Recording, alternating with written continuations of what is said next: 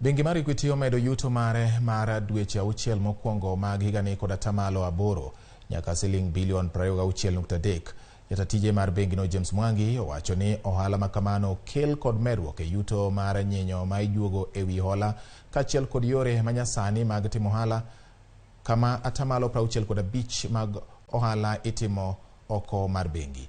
Equity bende omedo kwan mag hola magichiwo ne oganda kod atamalo 26 kata obedo ni luoro to nitiere ni thoth bengi ma pacho ka koro keto mahino e chiwo hola ne piny owacho.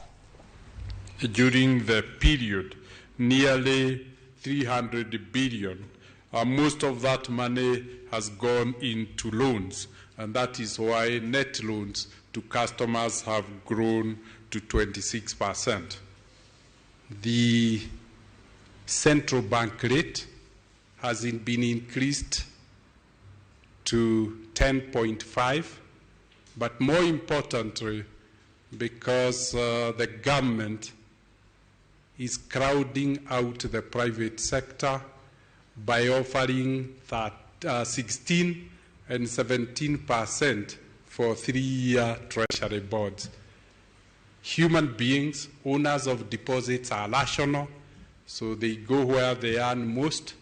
And since we have given out loans, we have to continue funding those loans. Of course, then we match the government. That explains why the interest rates have gone up. Humanitarian sector mar Limbe County